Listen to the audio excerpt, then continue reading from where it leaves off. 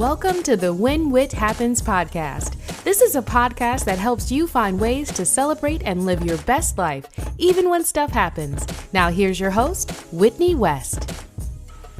Hey y'all, welcome back to the podcast.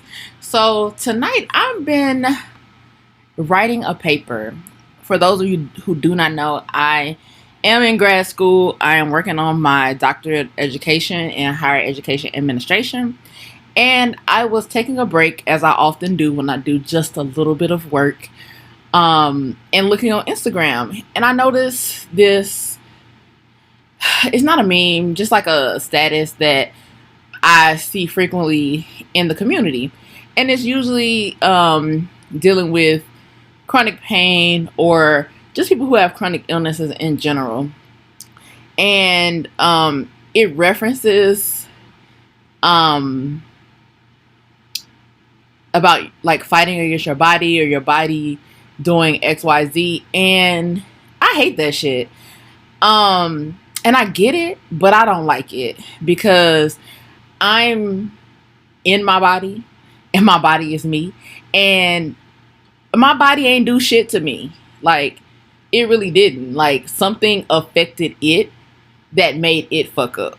Like, to be honest, like, it was just doing its job and it was attacked by something else. So in my mind, we're in this fight together, and I can't successfully battle an illness when I think I am my own enemy.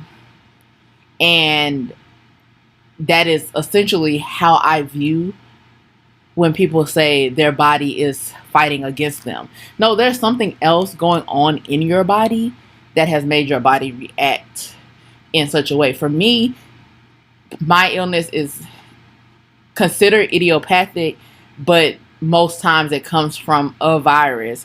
And because of where I live, where that virus is at particularly, that's what's suspected. But because that onset of that virus that attacked the body many years ago was so far back, there are no traces of these types of things. Or things just go wrong in your genetics, in your environment, wherever, whatever.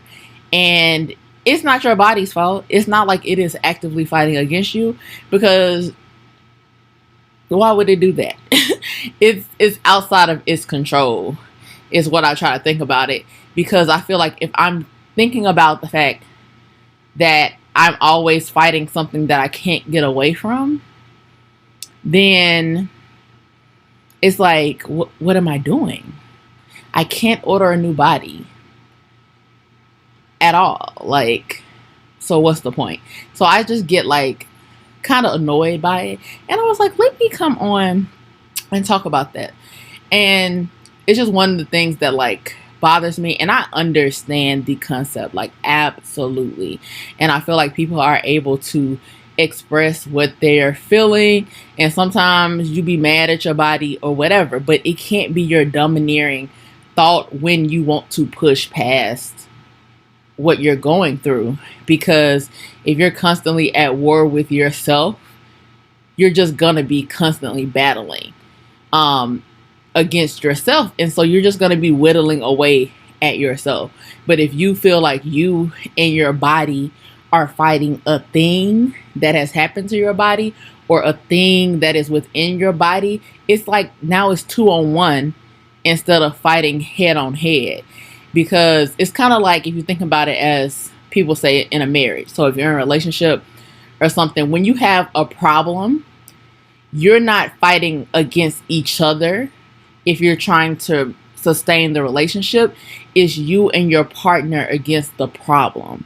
And so that's how I like to think about myself and my body in relation to my chronic illness. It's me and my body against whatever has come in and interrupted the natural function of my body, not me fighting against my body, because that just puts you at war. And in the end, you're just gonna not win.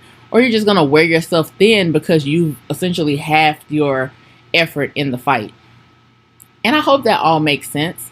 But it's something that I kind of just wanted to get out And I'll probably mention it more on Instagram if you follow me.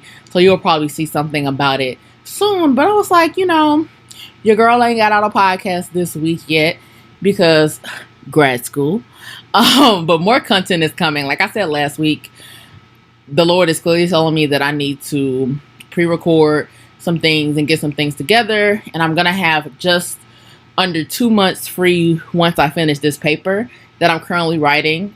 If you're listening, I want you to go on my Instagram and put some clap emojis under whatever the last picture of whatever I've posted, because I need to be clapped for because my paper is not due to December 1st. It is November 24th, and I'm actively writing it and hoping to be done with it by tomorrow, the 25th. So I want you to clap for me because I'm ahead of time, and I am the queen of procrastination and already have a doctorate in procrastination, essentially, because that is my jam. But I'm proud of myself for doing this.